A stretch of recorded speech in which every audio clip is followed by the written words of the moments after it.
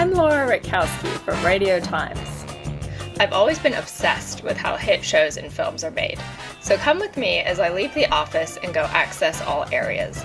Join me for exclusive set visits, cast secrets, and a look at how the magic is really made. This is Behind the Screens.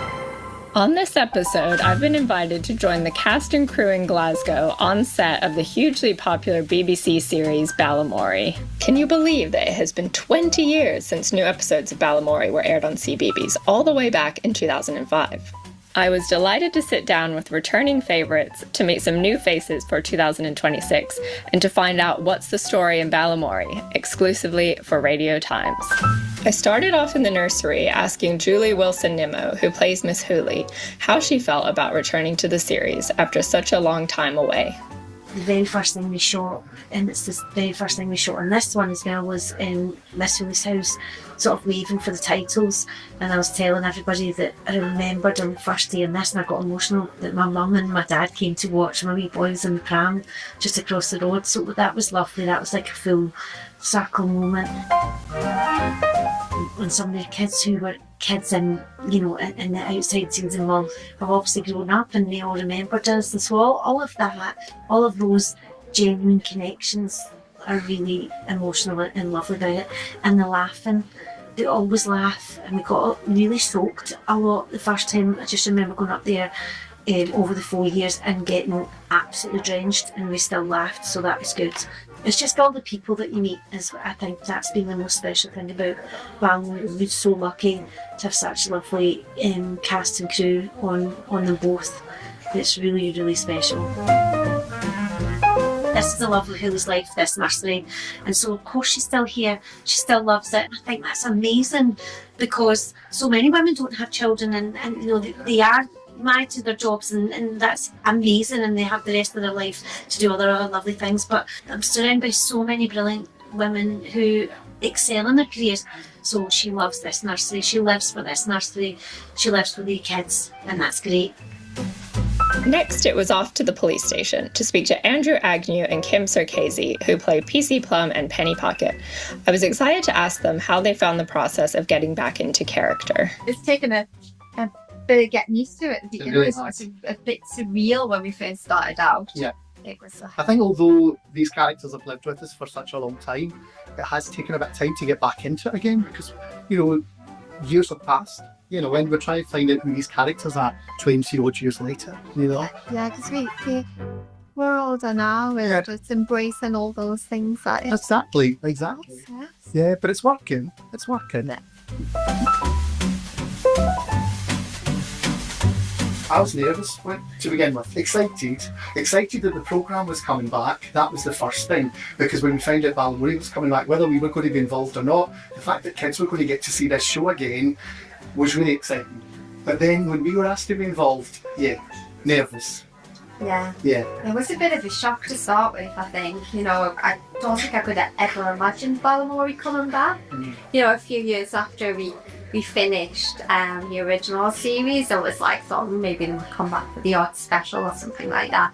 But to come back full on like this, I never imagined that happening. So it was such a surprise, and then the excitement built up, and then the nerves again. Like, say, what's it going to look like? How it's going to be? Like, say, we're 20 years on, but here we are. And now that we're here, I can't imagine not doing it. It's like, it feels right to be doing it 20 years or so later, because the characters have totally evolved as well. The new characters that have come into the show, it just feels, it feels fresh, but very familiar.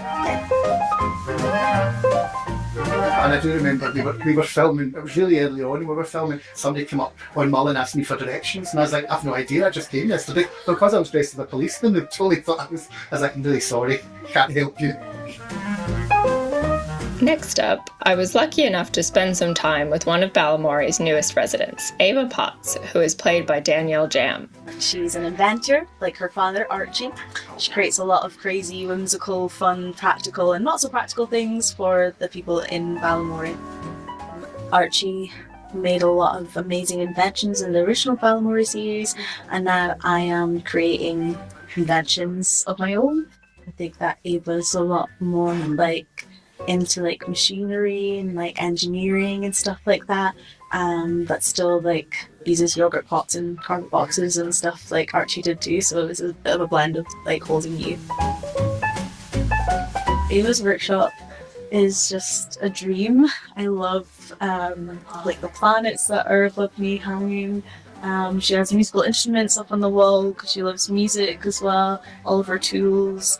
It really, to me, it kind of feels like her own spaceship. I feel like it's very representative of Ava's brain, like what's going on in here at all times, and she's kind of on her own planet as well. And just like making new things out of old things and like wiring, attaching things up to other things. It feels like the party house in here. It's really exciting to inspire kids who are interested in just anything that's to do with science and maths and engineering and especially like little girls too, and for them to see that there could be a future for them in this field, because it's all about imagination at the end of the day, and you can make it work if you like really just work hard on it or study it and immerse yourself in that world, and you can create anything you want really. So I'm glad to be like a representative of that. Balamory is a show that's recognised for its wonderful production design. I went to chat with Molly Campbell, the man tasked with bringing it all together.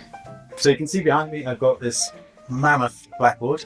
It's a bit of an indulgence on my book because I love drawing on blackboards. I've become a big fan of drawing on them. But I just thought it'd be really cool if we had something that was kind of maybe old-fashioned, but usable, and something that kids would recognise, because they still have the little tiny ones that they use quite a lot of the time in classrooms, and at home you get little tiny sets for them. But why not make a huge, gigantic version, because Ava does everything bigger than everybody else does. So hence we have this great big space here. We can have quite complex stories that she can be working on, and sometimes they're like bigger three-dimensional shapes that she's working on, but it just gives you a little insight into the kind of amazing mind of Ava Potts. In the script we have a story where Plummy comes in and he's looking for some advice on something else, and she wants to offer him all sorts of different other ideas, and she's saying, I could give you flying boots, I could give you this, and then she goes, how about a custard-powered biscuit dunking machine? And then this is what she's been working on. So I thought, well, maybe if the spiral here was custard, was running through tubes, and then the weight of it would change, and therefore it would, it would turn, and it would push this section up, down. If you pivoted here, then it would drop the biscuit into the tea, and then out again. And once it comes back down again, so she would then need to do other calculations, usually about how fast should the spiral turn. And that's kind of explained why the blackboard is there. And every time when we come in here, I get to explain to Ava or discuss with Ava what it is that she's currently inventing in here, which is a lot. I was wanting another picture, and I was thinking, well, what would there be? What would be like a cherished thing that Ava would want to have in here that's equally as important as the picture of herself and her dad? And I thought, well, what's the connection between like her and the rest of her family? And I wondered whether or not maybe it was a little conversation with her grandmother that kind of like sparked off ideas. I thought maybe Ava's grandmother would have been a scientific genius herself, an inventor and creator, and probably one of the kind of people that built all of this. And Archie was a great, fun, daft character that made all sorts of amazing things, but weren't necessarily most super practical. And then when Ava's grandmother noticed a little spark in Ava, she took her out one day for a little piece of cake and a cup of tea, and sat down and just sort of asked her a few little questions about things like, hey, well, what do you know about the world? And she would say, I know the world spins at this speed. And we go, oh, and do you know that it sits at the map? Yes. And she would say, yeah, I know this. So the grandmother, I was imagining, might be sitting there scribbling this on a little piece of tissue paper, a little napkin, and just sort of drawing little things and showing it to tiny Ava, and wondering whether she understood it. And of course she realized straight off that Ava got everything that was going on. And so she realized that Ava was indeed a chip off the block, and was actually just like her. At some point, perhaps later on in her life, this was given to Ava by her grandmother because she kept it, because it was a precious thing to the grandmother. So she kept it in her bag, all safe. Then at one point wrapped it up. So she's written here that it's to brilliant Ava from BGA. I don't know what the grandmother's name was, but I'm guessing it began with an A. The BG is her best grandma. Alongside production design, the outfits are obviously a huge part of the show. Costume designer Donna Bryce McLeod explained to me how important color, texture, and comfort are when selecting an outfit for a cast member. I think because the characters don't change the costumes, they only put things on.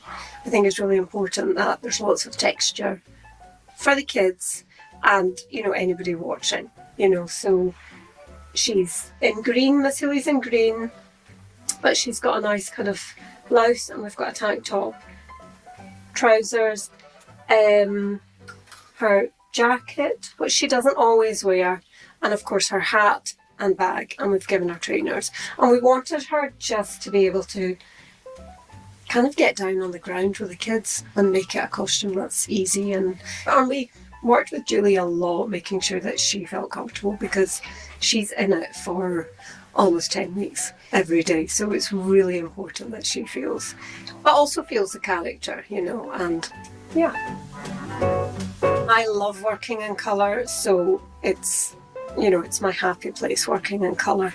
I think I wanted it to be accessible to everybody. I wanted it to be stylish, and I just wanted it to look really, really beautiful. My next chat was with two of the people responsible for bringing Balamory back to our screens. Well, I'm Lisa Hazelhurst. I'm the head of Line Scotland, which means I have the joy of executing Balamory. And I'm Jackie Sinclair, the series producer of the fabulous Balamory. BBC put the glorious show up for tender last year. So Pauline, our head of development in Scotland, and I got our heads together, and along with some colleagues just spent many weeks and weeks and weeks just dreaming up how we thought Balamory 2026 should look. We really put the little children at the forefront, thinking who did they want to see, what did they want to see, and who did they want to make it. And when we landed on the thought that they want to have a laugh, we thought of Jackie. Jackie is Scotland's leading comedy producer, so she seemed like the natural fit. So then I got handed the tender document with all this amazing work that the guys had done on it, all the details about the original characters that were coming back, the new characters that were going to be in the show, and it was my job to pull a team together who were going to bring it all to life. And so yeah, a big part of what I wanted to do was make fantastic comedy for not only the children but also the grown-ups in their lives who will be watching these episodes again and again. Yeah. Repeat. So there's something for everybody to laugh at and enjoy. Because we're so aware that like little children who watched it in the early 2000s might not even be parents themselves or in their 20s and will want to see it as well. So it'll be multi-generational from grannies and first granddads. watched with their children and now watching with grandchildren. Incredible, yeah. So it's been an absolute joy, working with a whole range of writers who some of them have never written for CBeebies before but have written comedy. Some have written for CBeebies before. Some have been brand new, have taken on some mentees and really coached them through the process. And we have 20 incredible scripts, really, really funny scripts, and I can't wait for people to see them.